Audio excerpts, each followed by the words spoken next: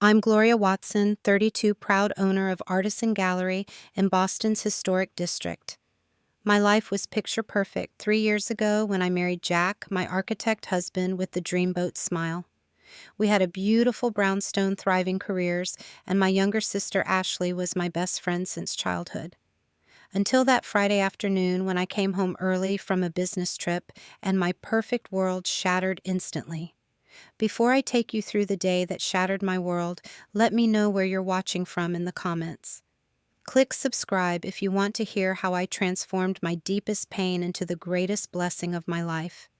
Growing up in Brookline, a charming suburb of Boston, my life always seemed intertwined with my sister Ashley's.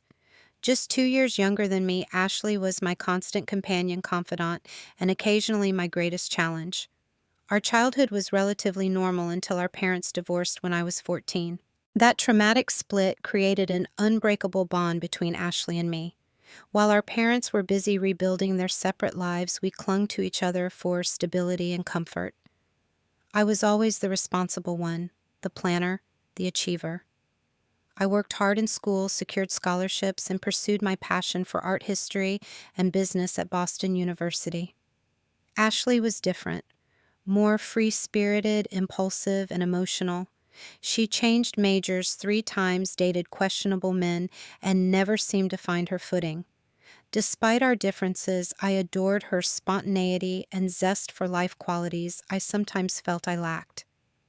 After graduate school, I worked at several prestigious galleries, learning the business while saving every penny. My dream was always to open my own space showcasing emerging artists alongside established talents. When I turned 26 with support from my parents and a small business loan, I opened Artisan Gallery. Those first years were a struggle of 18-hour days, ramen noodle dinners, and constant worry. But gradually, the gallery developed a reputation for discovering remarkable new talent, and we began to thrive. Through it all, Ashley floundered. She would find a job, lose interest, and quit. She would fall madly in love, move in with a man after 3 weeks, then call me crying when it inevitably fell apart. I was her constant safety net, lending her money, letting her crash on my couch, and providing endless emotional support. Some friends suggested I was enabling her, but she was my sister. How could I not help her? Everything changed when I met Jack Hamilton at a charity auction benefiting arts in public schools. He was tall, with salt and pepper hair despite being only 34, and impossibly blue eyes that crinkled at the corners when he smiled. An accomplished architect specializing in historic restorations, Jack was bidding on the same painting I wanted for the gallery. When he noticed my disappointment at being outbid, he introduced himself and offered to sell it to me at cost. Over drinks that night, we discovered shared passions for historical architecture, contemporary art, and classic films. It felt like finding a missing puzzle piece I hadn't even realized was gone. Our romance was swift and intense. Within 8 months, Jack proposed during a weekend trip to Provincetown, presenting a vintage emerald ring that had belonged to his grandmother. Our wedding was small but elegant, with Ashley as my maid of honor. I remember her tearful toast about finally finding a man worthy of me and how happy she was to gain a brother. Looking back, I wonder if she already desired what was mine even then. Jack and I bought a neglected brownstone in Back Bay, and he transformed it into a showcase home that perfectly blended historical elements with modern convenience. I loved watching him work his strong hands drawing plans late into the night, his excitement when discovering original fixtures beneath layers of paint or behind drywall. Our home became our shared passion, and for 2 years we were blissfully happy. Then Ashley experienced another crisis. She lost her job as an event coordinator after a disastrous corporate function, and her latest boyfriend broke up with her upon discovering she'd been reading his texts. Heartbroken and homeless again, she called me in tears. Without hesitation, I offered our guest room, assuring her she could stay until she found her footing. Jack agreed, though, with some reservation. Looking back, the signs appeared almost immediately. Jack, usually exhausted after long days at his firm, suddenly had energy for evening conversations with Ashley. He showed interest in her job search, offering to connect her with clients who might need event planning services. Ashley began dressing differently around our home, wearing makeup to breakfast, leaving her hair loose the way Jack once mentioned he preferred mine. I noticed these changes peripherally but dismissed them.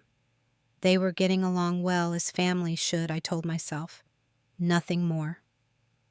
The first significant argument between Jack and me occurred about 6 months into Ashley's stay.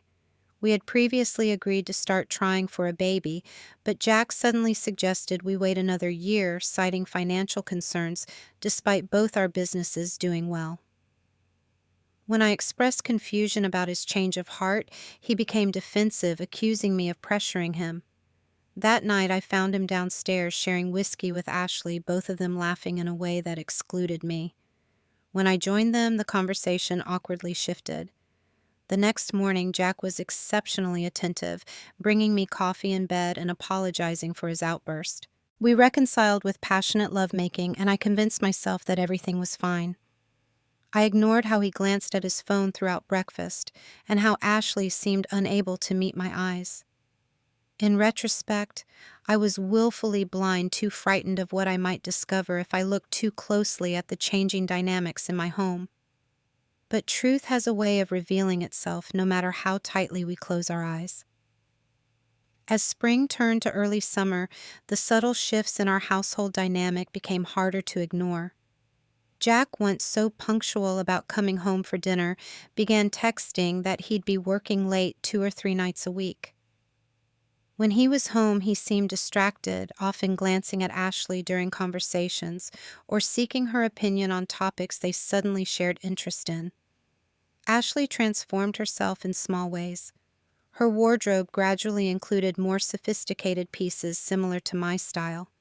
She began using my preferred perfume, claiming she'd always loved the scent. Her hair, previously dyed various bright colors, returned to its natural brown shade closer to mine. These changes occurred gradually enough that pointing them out would have seemed petty, yet collectively they created an unsettling pattern. The first external comment came from my friend Tanya during our monthly lunch. "Is it just me, or do Jack and Ashley seem unusually close?" she asked casually, stirring her iced tea. "They were practically finishing each other's sentences at your dinner party last weekend." I immediately defended them both. Ashley's always been good with people, and Jack's just being welcoming. They're family now. Wouldn't it be worse if they didn't get along? Tanya gave me a long look. "Of course, I just thought, never mind, you know them best." Her hesitation lingered between us, but I refused to acknowledge it. Another friend, Megan, dropped by the gallery unexpectedly one afternoon. "I saw Jack and Ashley at Cafe Vittoria yesterday," she mentioned. "They looked deep in conversation. I waved, but they didn't notice me." "Ashley's been helping Jack with ideas for a client's home," I explained quickly. "The wife is about Ashley's age, so he values her perspective." Even as I spoke, I realized I was creating excuses without actual knowledge.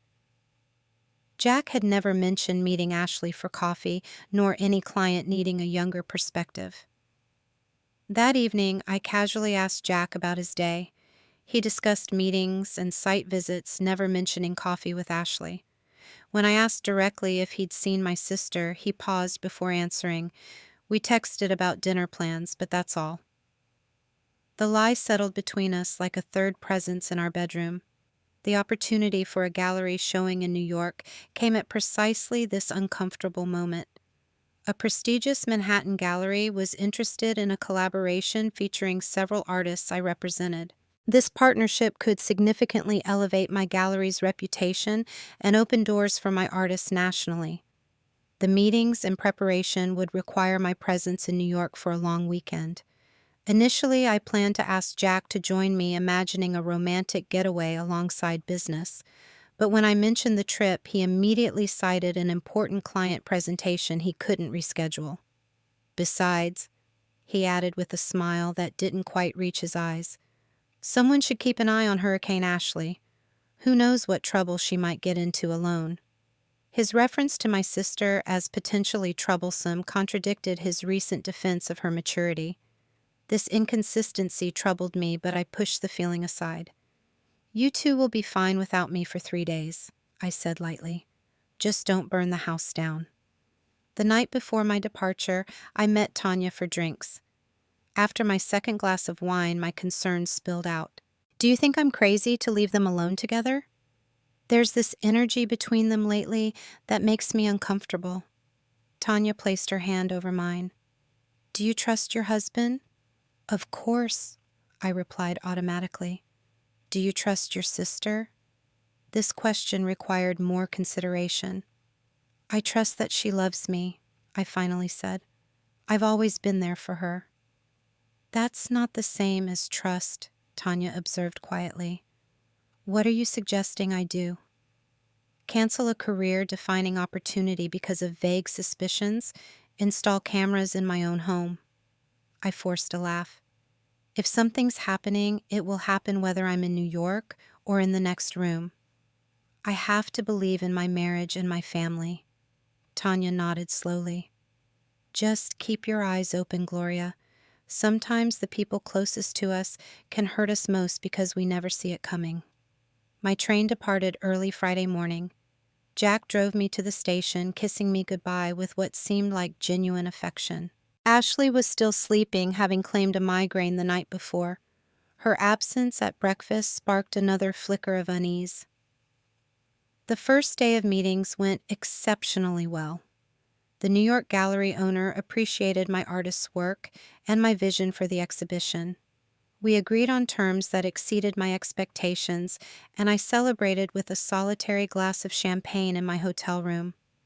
I called Jack to share the good news, but the conversation felt strangely rushed. "That's great, babe," he said, background noise nearly drowning his voice. "Look, I'm heading into a client dinner. Can we talk details tomorrow?" "Of course," I replied, disappointed. "Is Ashley there? Maybe I could tell her about the deal." "She went out with friends," Jack answered quickly. "Not sure when she'll be back." Something about his tone sounded off, but through the phone I couldn't analyze his expression. I tried calling Ashley directly, but her phone went straight to voicemail. This wasn't unusual, given her spotty charging habits, but combined with Jack's behavior, it amplified my concerns. That night, sleep eluded me. I tossed in the unfamiliar hotel bed, mind racing with possibilities both innocent and devastating. Around 3 a.m., I impulsively checked our joint credit card app and saw a charge from an expensive Boston restaurant I loved, time-stamped just hours earlier. Jack had mentioned a client dinner, but we typically use the business account for those expenses, not our personal card. Morning brought more unsuccessful attempts to reach Ashley and another brief, distracted conversation with Jack. When I mentioned the restaurant charge, he quickly explained that the client had canceled, so he'd treated himself to a nice meal rather than eat alone at home. His explanation was plausible, but delivered with an uncertainty that heightened my suspicions. Saturday's meetings finished earlier than expected. As I sat in my hotel room staring at the schedule for Sunday, a powerful impulse took hold. I could catch the 5:30 train and be home by 9:00 p.m., surprising Jack and Ashley.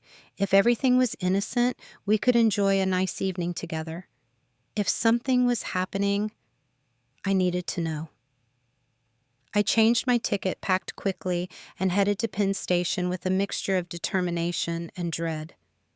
On the train, I alternated between berating myself for being paranoid and preparing myself for discovering my worst fears realized. I texted neither Jack nor Ashley about my change of plans. The taxi ride from the station to our brownstone felt interminable.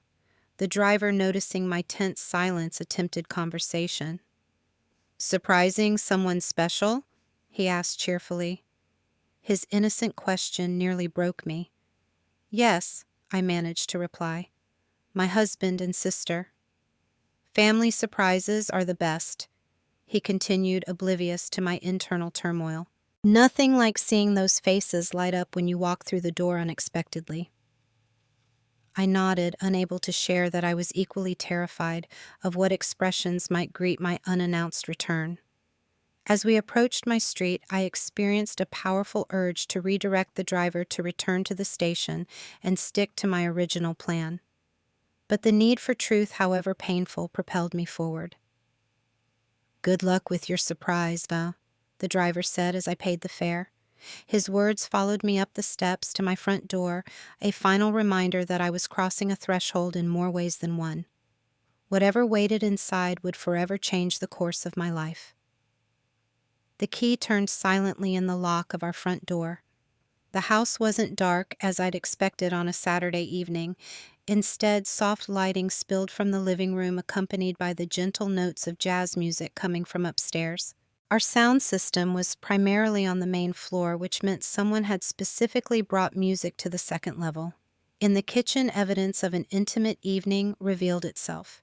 2 empty wine glasses sat beside a half-consumed bottle of Cabernet Sauvignon, the expensive label showing it was from our special occasion collection. A plate with cheese rinds and cracker crumbs suggested a casual appetizer. Most tellingly, 2 sets of shoes had been discarded by the stairs, one pair unmistakably Jack's loafers, the other Ashley's favorite heels. My heart pounded so violently I felt dizzy. The rational part of my brain searched for innocent explanations. Perhaps they'd had friends over. Maybe they were just enjoying music and wine as family members might. But deep down, I already knew. I removed my own shoes, my stockinged feet silent on the hardwood floors. As I ascended the stairs, the music grew louder, a sultry jazz piece that Jack and I had danced to in our kitchen when we first moved in. Now different movements were being choreographed to those same romantic notes. Outside our bedroom door, I froze. Soft laughter filtered through the wood, followed by murmured words I couldn't distinguish. My hand hovered over the doorknob, trembling. In this final moment of uncertainty, I could still turn away, pretend I hadn't come home early, preserve the illusion of my perfect life for a little longer. But self-deception had already cost me too much dignity. With a deep breath, I turned the knob and pushed the door open. The scene burned itself into my memory with perfect clarity.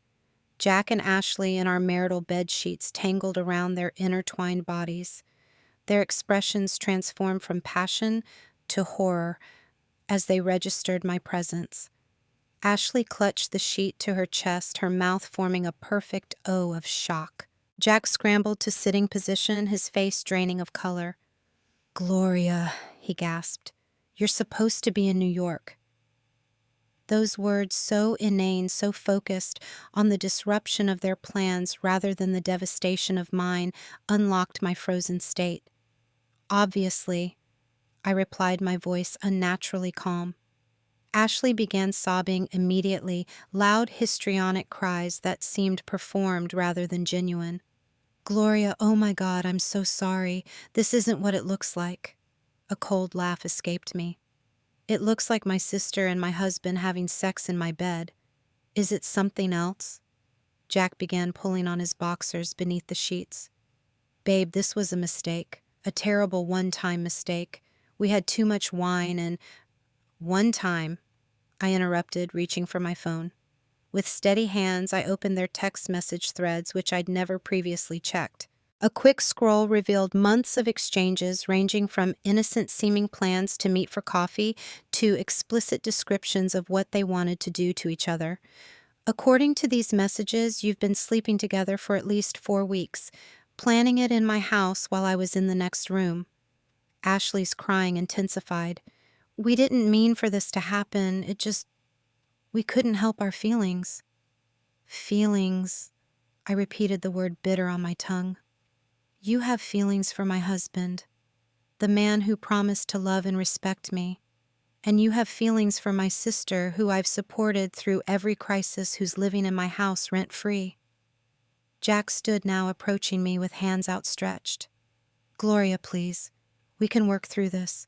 It was stupid and selfish, but it doesn't have to end our marriage. People make mistakes." I stepped back from his reach. "A mistake is forgetting an anniversary or burning dinner."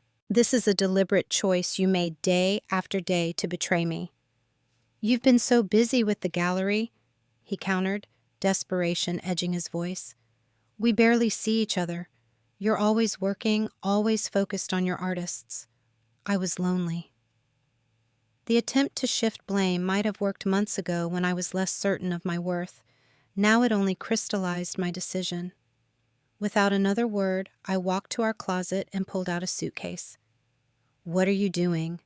Jack asked, panic replacing his placating tone. "Packing," I answered, simply selecting essential clothing and toiletries. Ashley scrambled from the bed, wrapping herself in our duvet. "Gloria, please don't leave like this. We need to talk. I love you. You're my sister." I turned to face her, taking in her smeared makeup and tousled hair. "If this is your version of love, I don't want it. Either of you." As I continued packing methodically, Jack alternated between apologies, justifications, and increasingly blame. "You've been cold for months. Always at the gallery, never interested in my work. Ashley listens to me, she makes me feel appreciated." I zipped the suitcase closed. "I'm sure she does. I wonder who she'll appreciate when she needs money for rent or someone to rescue her from her next crisis." Turning to Ashley, I added, "He cheated with you. He'll cheat on you." Ashley's face crumpled. "It's not like that between us. We understand each other in a way you and Jack never did." "Congratulations on your deep connection," I replied. "I hope it was worth the price." Jack grabbed my arm as I lifted the suitcase. "You can't just walk out. This is your home too. Where will you go?" I calmly removed his hand. "That's no longer your concern. I'll have my lawyer contact you next week about divorce proceedings. Until then, don't call me. Don't text me. Don't send flying monkeys to check on me. We're done." "Divorce," Jack blanched. "Gloria, that's extreme. We can get counseling. People recover from affairs all the time." "Not this people," I said firmly. "Not from this affair." Ashley lunged forward, grabbing at my sleeve.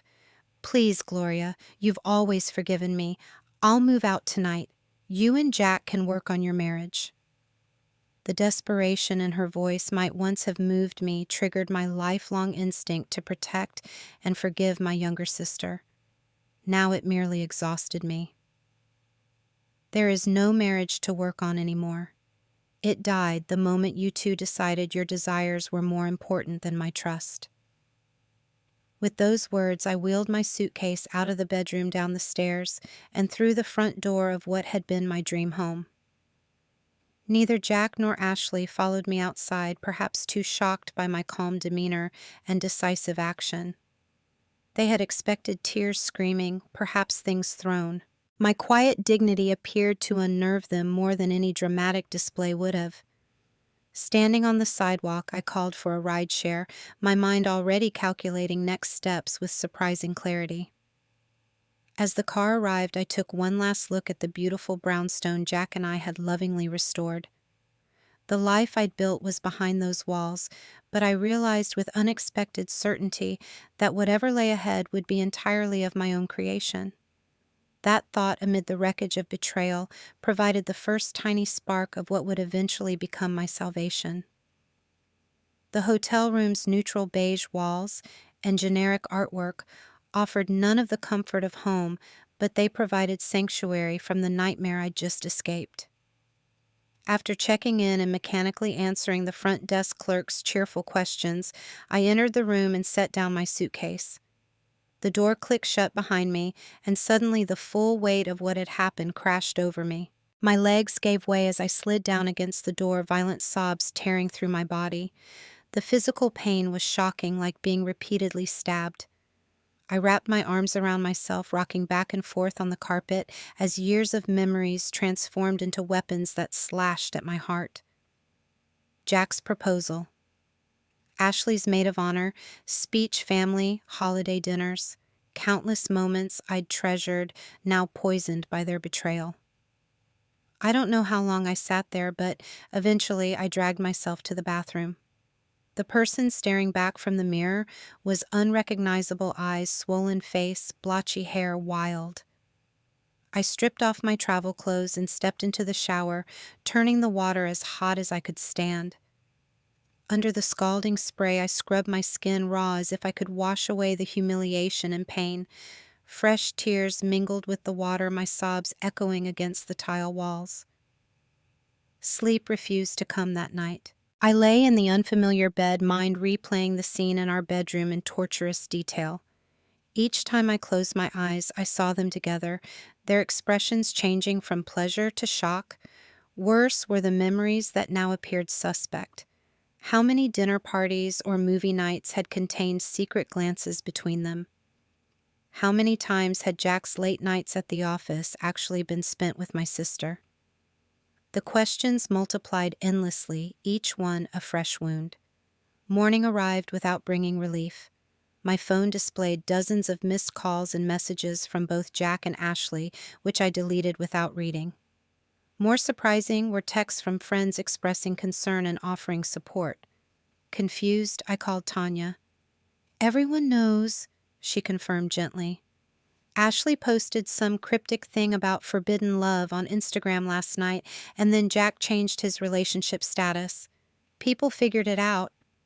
The public humiliation added another layer to my pain. "How long have people suspected?" I asked, dreading the answer. Tanya's hesitation told me everything before she spoke. "There have been rumors for a few weeks. They weren't exactly subtle. Someone saw them holding hands at Thinking Cup last month. The coffee shop was 3 blocks from my gallery. They hadn't even bothered to go somewhere they wouldn't be recognized. Why didn't anyone tell me, Gloria? I tried to warn you before your trip. Some others probably wanted to, but..." She sighed. "It's always easier to avoid being the messenger." After ending the call, I scrolled through social media masochistically, reading comments expressing shocked support and, in some cases, salacious interest in the scandal. Former acquaintances I hadn't spoken to in years suddenly sent friend requests, obviously hoping for front-row seats to my personal tragedy. I deactivated all my accounts, unable to bear being a spectacle. Later that day, I forced myself to contact my parents. My mother answered on the first ring, already fully informed and incandescent with rage at Ashley. "I always knew she was selfish, but this crosses every line," she fumed. "She's no daughter of mine anymore. I've already told her not to show her face at Thanksgiving." Her unconditional support should have been comforting, but it only highlighted the permanent fracturing of our family. "Mom, please don't make this a choose sides situation. She's still your daughter." "She should have thought about family before sleeping with her sister's husband," Mom snapped. "Where are you staying? You should come home for a while." The thought of retreating to my childhood bedroom felt like an admission of complete defeat. "I'm at the Marriott downtown. I need some space to think." My father's reaction when I called him separately was awkward sympathy without the fiery indignation my mother displayed. "These things happen in marriages sometimes," he said uncomfortably. "Not that it excuses anything. Do you need money?" "Legal advice." His practical questions were easier to address than emotional ones. We discussed divorce attorneys and temporary housing options, carefully avoiding deeper feelings. Before ending the call, he cleared his throat and asked the question that would haunt me. "Did you have any idea? Were there signs you might have missed?" That question echoed through conversations with other family members and friends in the following days. The subtext was always the same. How could you be so blind? Even when spoken with sympathy, the question carried an accusation. I began avoiding calls, unable to defend my obliviousness without feeling foolish. The professional consequences of my personal collapse soon became apparent.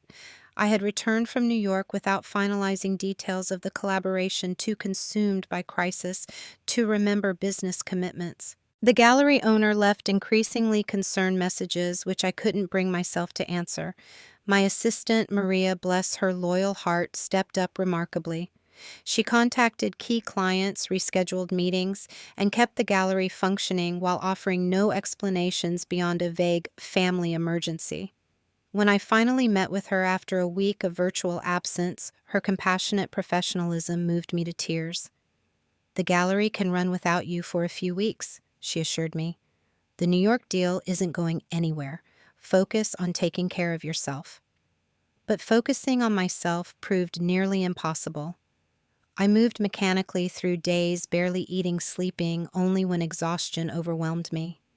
The hotel room, initially a temporary refuge, became a depressing prison. Jack continued calling from different numbers after I blocked his main line. Ashley sent lengthy emails professing remorse while simultaneously justifying their relationship as something powerful and unexpected that shouldn't have happened but couldn't be denied. Their self-serving narrative infuriated me.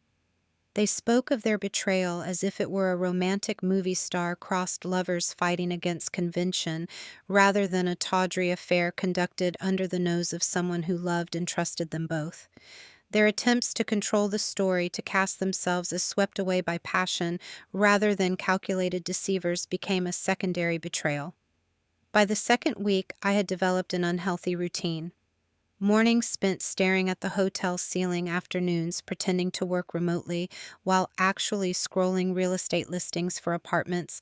I couldn't focus enough to actually view evenings drinking too much wine alone while watching mindless television. I avoided the gallery, unable to face well-meaning questions or pitying glances. The breaking point came when Maria forwarded an email from a major art magazine requesting an interview about the New York collaboration. The opportunity I'd worked years to achieve now seemed meaningless.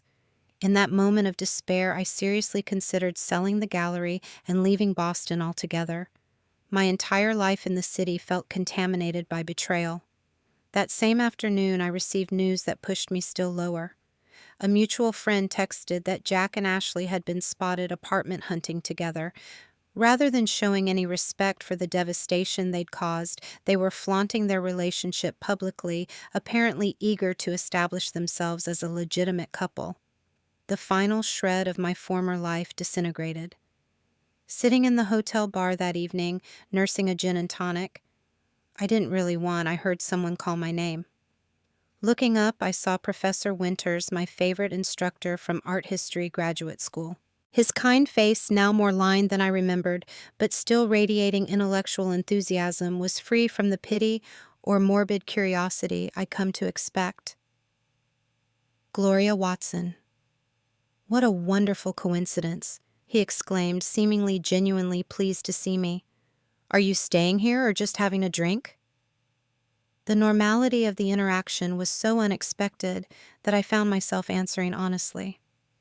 "Staying, actually. For about 2 weeks now." He raised an eyebrow but asked no prying questions. Instead, he gestured to the empty chair across from me.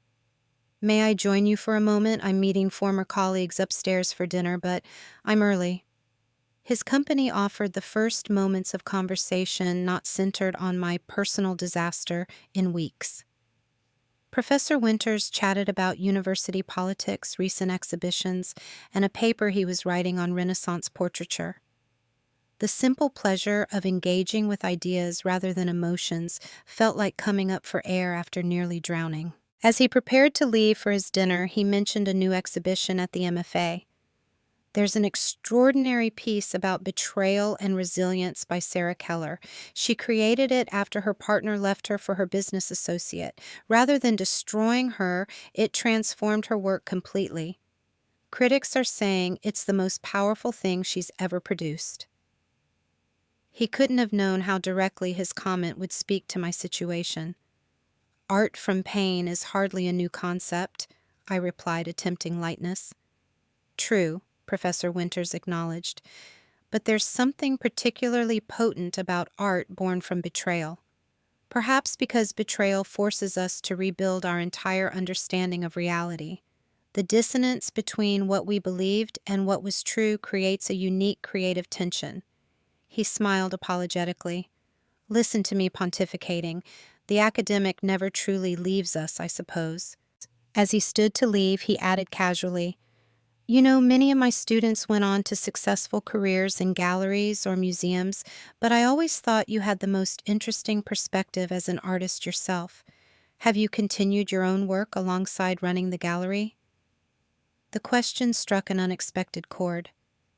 I had indeed been a promising painter during university, but gradually set aside my own creative practice to focus on promoting other artists.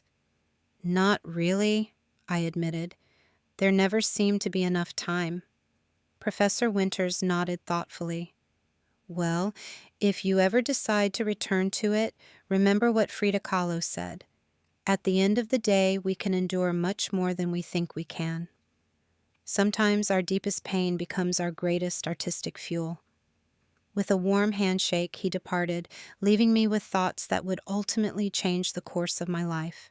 The morning after my chance encounter with Professor Winters, I woke with a clarity I hadn't experienced since discovering Jack and Ashley's betrayal. The hotel room, which had been my refuge in prison for 2 weeks, suddenly felt stifling. I needed to move forward to reclaim agency over my life, rather than remaining suspended in the amber of victimhood. My first call was to a real estate agent recommended by Tanya. By that afternoon, I was touring small studio apartments in Cambridge, across the river from Boston proper. The physical distance from my former neighborhood felt symbolically important. The third property we viewed, a compact but sun-filled loft in a converted textile factory, immediately resonated with me. Its open layout, high ceilings, and massive north-facing windows would provide excellent light for painting a thought that surprised me even as it formed. "I'll take it," I told the agent decisively. The rent was reasonable, the lease month to month, and most importantly, I could move in immediately. By evening, I had signed paperwork and received keys, the simple administrative tasks providing a foundation of normalcy in my upended existence. The following day, I contacted Diana Shapiro, a divorce attorney known for her uncompromising approach, especially in cases involving infidelity. Her reputation for fierce advocacy made her expensive, but worth every penny, according to Tanya, who had employed her services 2 years earlier. Diana's office projected exactly the image I expected: sleek, modern, and slightly intimidating. The woman herself, a petite powerhouse with sharp eyes and an immaculate gray suit, assessed me with professional detachment as I outlined my situation. "So your husband and sister had been carrying on an affair for at least a month, possibly longer, while your sister lived in your home," she summarized after my explanation. "And you have text evidence confirming this." "Yes," I confirmed. "And apparently they've been public about their relationship since the day I discovered them." Diana made a note, her expression revealing nothing. "What are your priorities in this divorce? What outcome would constitute success for you?" The question gave me pause. I hadn't thought beyond escaping the immediate pain. "I want a clean break," I finally said. "I don't want a lengthy battle. I want to retain full ownership of my gallery, which I established before our marriage. Otherwise, I'm willing to be reasonable about dividing assets." Diana nodded. "The gallery should be straightforward if it predates the marriage, and he had no direct involvement." "What about the house? He can have it," I said immediately. "I never want to set foot in that bedroom again." "Understandable," Diana replied. "However, don't make emotional decisions about financial matters. That house represents significant equity. We should, at minimum, ensure you receive your fair share of that value." We spent the next hour discussing strategy, documentation needs, and timeline expectations. Diana was refreshingly straightforward, neither sugarcoating the unpleasantness ahead nor dwelling unnecessarily on the emotional aspects of my case. As I prepared to leave, she offered one personal observation. "In my experience, clients who channel their energy into something productive during divorce proceedings fare better both legally and emotionally. Focus on your gallery, your friends, anything that reminds you of your value outside this marriage. The legal system is slow and often unsatisfying. Your real victory will be the life you build moving forward."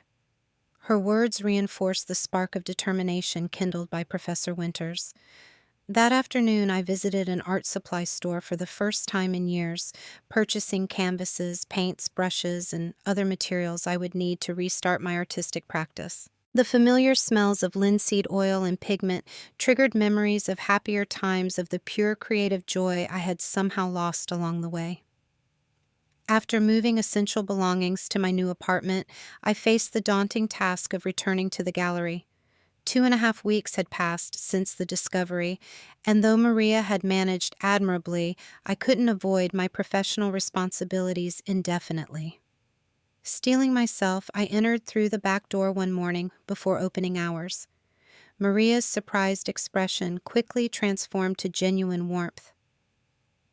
"Gloria, it's so good to see you." She stopped short of hugging me correctly, sensing I might still be too raw for physical comfort. "Thank you for holding everything together," I said sincerely. "I don't know what I would have done without you." "That's what assistants are for," she replied lightly, "especially ones hoping to be gallery directors someday." The casual reference to future aspirations to life continuing and evolving felt strangely reassuring. We spent the morning reviewing business matters, and to my surprise, the gallery had not only survived but thrived in my absence.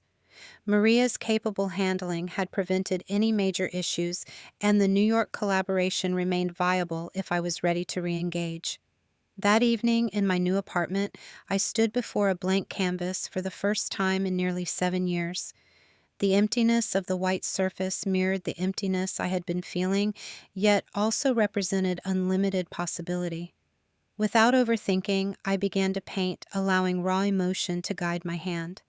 The result was unlike anything I had created before, a dark, fractured composition expressing the disintegration of trust and identity. I worked through the night, losing myself in the process, tears occasionally mixing with the paint. By dawn, I had completed 3 canvases each, progressively moving from darkness towards something more complex, an emerging visual language for my experience. Exhausted but somehow lighter, I finally slept dreamlessly and deeply for the first time since the betrayal. The following weeks established a new rhythm. Days at the gallery, nights painting in my loft studio. I reconnected with the New York gallery owner, honestly explaining my absence and finding unexpected understanding. The collaboration moved forward with a scheduled exhibition 6 months away. Meanwhile, Diana began the legal process of divorce. Jack initially attempted to claim partial ownership of the gallery based on supportive contributions to its growth during our marriage. This manipulative overreach angered me enough to fuel several particularly powerful paintings, their jagged strokes and fractured compositions reflecting my sense of violation. Diana proved her worth when she uncovered financial irregularities in Jack's architectural practice. He had been underreporting income to avoid proper tax payments, a discovery that quickly led him to drop all claims to my business. The divorce proceedings, while not pleasant, proceeded without the protracted battle I had feared. As I gradually regained my footing, I made a conscious decision about my artistic practice. Rather than hiding these deeply personal works, I would incorporate them into a dedicated exhibition. Betrayal's Gift would debut at my own gallery, an act of professional and personal courage. When I shared this plan with Maria, her reaction surprised me. "These are extraordinary," she said, studying photographs of my recent paintings. "They're raw and sophisticated simultaneously. Nothing like the student work you showed me from your portfolio." She looked up with genuine excitement. "This isn't just therapeutic, Gloria. This is important work." Her validation encouraged me to contact other artists who had experienced profound betrayal, inviting them to contribute pieces, exploring their own journeys through deception and recovery. The response was overwhelming, with established and emerging artists eager to participate in such a personally resonant project. As news of the exhibition concept spread through Boston's art community, unexpected connections formed. I found myself part of an informal support network of betrayal survivors, people who understood precisely the disorientation and pain I had experienced. Their stories both normalized my experience and highlighted the universality of human suffering and resilience. One such connection came from Marcus Delgado, a wealthy collector who had supported my gallery from its early days. During a private viewing of my new work, he shared his own experience of discovering his wife's years-long affair with his brother. "Everyone wanted me to hate them both," he confided, "and for a while I did. But eventually I realized that hatred was a second betrayal this time of myself. It kept me tethered to the past, unable to move forward." His perspective intrigued me. "How did you get past it?" Marcus smiled ruefully. "I didn't get past it so much as through it. The experience changed me fundamentally. I had to rebuild not just my life, but my understanding of trust, love, and myself. Eventually, I recognized that surviving betrayal had made me more compassionate, more authentic, and ultimately more alive." Our conversation shifted from professional to personal, and I sensed his interest extended beyond my artwork. When he suggested dinner, however, I gently declined. "I'm still finding my way back to myself, Marcus. I'm not ready for anything else just yet." He accepted my boundary with grace. "The offer remains open whenever or if ever you're ready. In the meantime, I'd be honored to be part of your journey as a friend and supporter of your remarkable work." His respect for my process contrasted sharply with another unexpected encounter that occurred a month before the exhibition opening. I was working late at the gallery when the door chimed announcing a visitor after closing hours. Looking up, I was stunned to see Ashley standing uncertainly in the entrance. My sister looked different than I remembered, thinner and somehow diminished despite her carefully applied makeup and expensive new clothing presumably funded by Jack. Seeing her triggered less pain than I had feared and more of a distant sadness, as if viewing a photograph of someone I had once known intimately. "Gloria," she said hesitantly, "I know I'm probably the last person you want to see." "Actually, Jack would be the last," I corrected calmly. "You're second to last. What do you want, Ashley?" She flinched at my directness. "I needed to see you, to explain. Things have changed." A cold realization dawned. "Let me guess. Jack moved on to someone new." The shock on her face confirmed my suspicion before she stammered, "How did you know?" "Because that's who he is," I replied simply. "A man who could betray his wife could certainly betray his wife's sister. Was it worth it? Ashley? Was it worth destroying our relationship for a few months with Jack?" Tears spilled down her cheeks, smearing her careful eyeliner. "I thought he loved me. We were going to start fresh, be an actual couple. Then last week he told me he'd met someone special at a client meeting." Her voice broke. "He gave me 2 weeks to find a new place." "I don't know," she admitted, looking lost. "Maybe just to see if anything could ever be salvaged between us. You're my sister Gloria. We've been through everything together." "Not this," I countered. "We didn't go through this together. You put me through this. There's a difference." And I began gathering my materials, signaling the conversation's end. "I can't tell you what our relationship might look like in the future. Right now, I need to focus on rebuilding my life without the two people I trusted most." Ashley nodded miserably. "I understand. I just want you to know I regret what I did to you every single day." She placed a small gift bag on the counter. "This isn't a peace offering. I know it's not that simple. It's just happy birthday for next week." I had been so consumed by everything else, I had completely forgotten my upcoming birthday. The realization that Ashley remembered despite everything stirred complicated emotions I wasn't prepared to examine. "Goodbye, Ashley." I said, neither accepting nor rejecting the gift. "Take care of yourself." After she left, I did not open the bag. Instead, I placed it in a drawer, a problem for another day. My boundaries with Ashley remained necessary for my healing, but our encounter reinforced something crucial. I was no longer defined by what had been done to me. I was defined by how I was choosing to respond, by the new life I was deliberately creating from the wreckage of betrayal. The morning of the Betrayal's Gift exhibition opening dawned clear and crisp, that perfect New England autumn day that feels like a gift before winter's approach. In my loft studio, I stood surrounded by the products of 3 months of intensive work, 20 canvases that chronicled my journey from devastation to reclamation. The final piece had been completed just days earlier, a large-scale work that incorporated shattered glass alongside traditional media, symbolizing how broken pieces could be repurposed into something unexpectedly beautiful. Maria arrived early to help transport the remaining pieces to the gallery. "Nervous?" she asked, carefully wrapping a canvas in protective material. "Terrified," I admitted. "It's one thing to show other artists vulnerability. Displaying my own feels like standing naked in public garden." "That's how you know it matters," she replied. "The most important art always feels a little dangerous to share." The gallery had been transformed for the exhibition.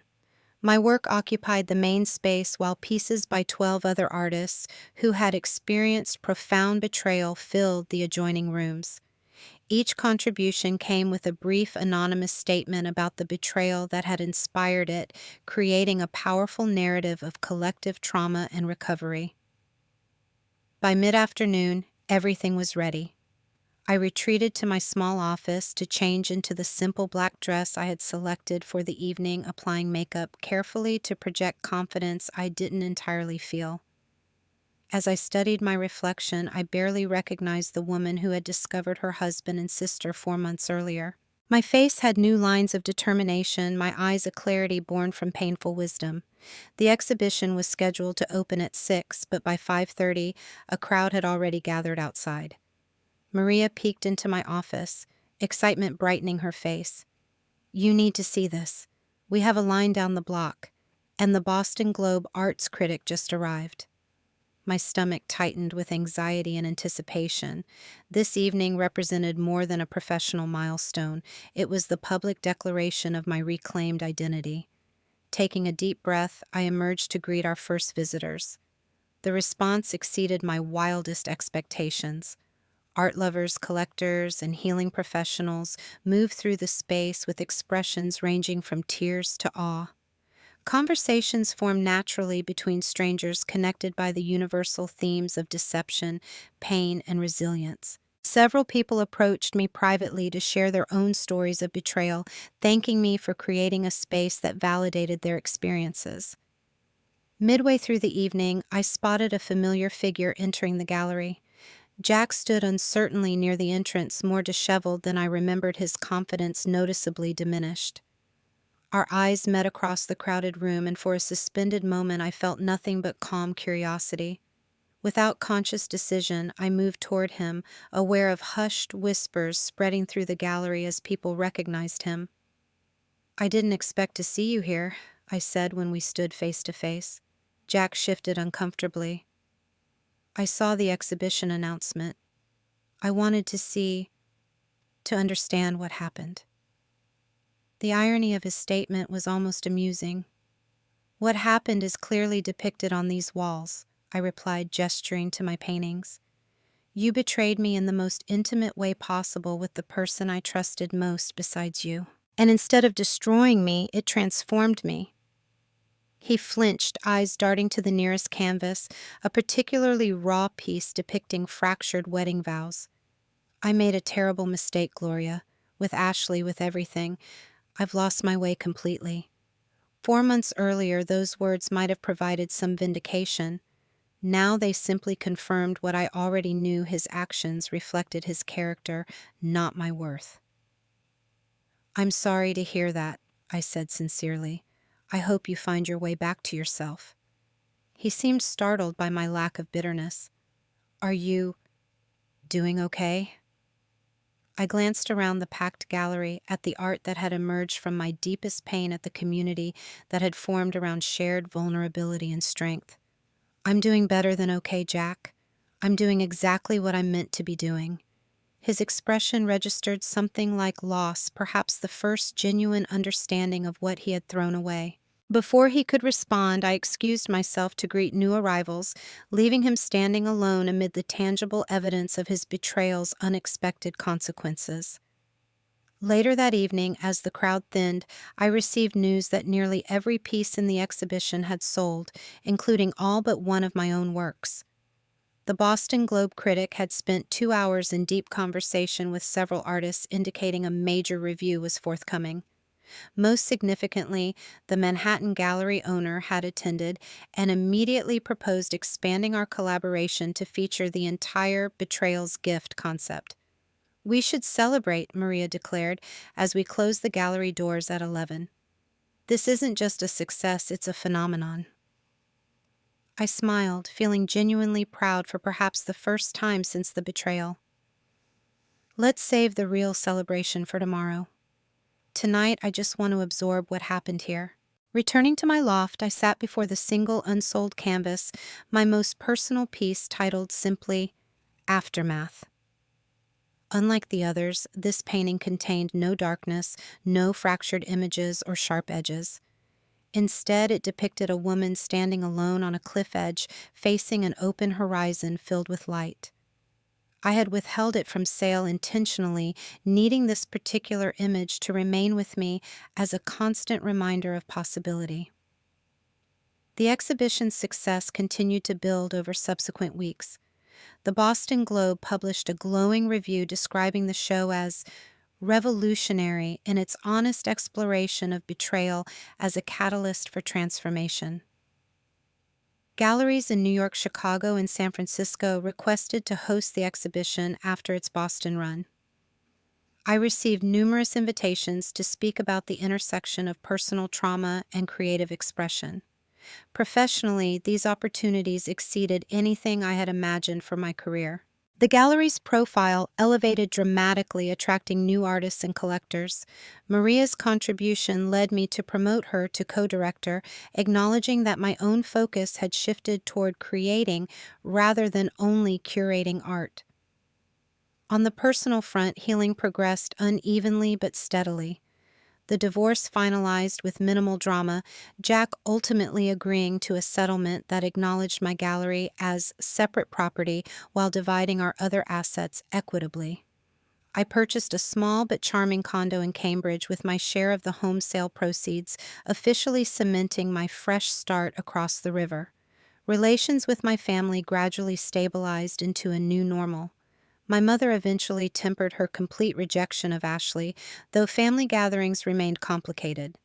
My father and I developed a closer relationship than we'd had previously, his initial awkwardness giving way to genuine interest in my artistic renaissance. Ashley and I established cautious, limited contact. I could not yet welcome her back into my intimate circle of trust, but I no longer actively avoided her.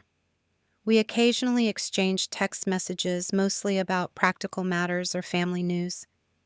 The birthday gift she had left at the gallery that day, which I eventually opened, had been a framed photograph of us as children, arms around each other, laughing at some forgotten joke.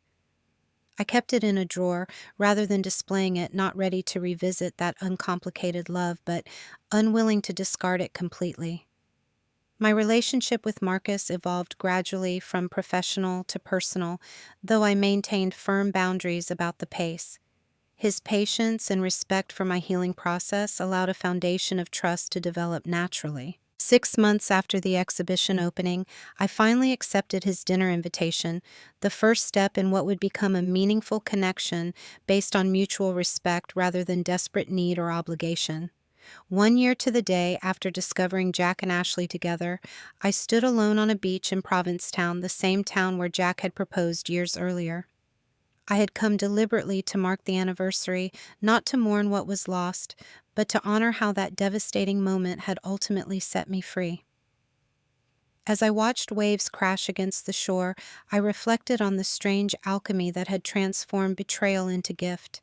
The discovery that shattered my world had simultaneously liberated me from a life that had become too small, too defined by others' needs and expectations. The pain had been excruciating, the loss profound, but through that crucible I had reclaimed myself entirely. The most valuable insight from my journey was the understanding that forgiveness doesn't require reconciliation or even communication with those who harmed you. True forgiveness is an internal process of releasing the power of the betrayal over your present and future. I had forgiven Jack and Ashley not for their benefit, but for my own freedom. Not because they deserved it, but because I deserved peace. Standing on that windswept beach, I finally recognized that the betrayal had not diminished me, but revealed my true resilience and capacity for renewal. What Jack and Ashley had intended for their pleasure had inadvertently become the catalyst for my most authentic life. Their betrayal had indeed been a gift, though certainly not the one they intended to give. The real victory wasn't just surviving betrayal, but thriving beyond it, creating meaning from suffering and beauty from brokenness. As I turned to leave the beach, I silently thanked the painful catalyst that had ultimately returned me to myself whole and complete on my own terms. If you've ever experienced betrayal by someone you trusted completely, I'd love to hear in the comments how you found your way through that dark time. What helped you rebuild? What unexpected gifts emerged from your pain? Please like and subscribe if this story resonated with you, and share it with anyone who might need to be reminded that even the deepest wounds can become doorways to transformation. Thank you for witnessing my journey, and remember, sometimes our greatest blessings arrive disguised as our worst nightmares.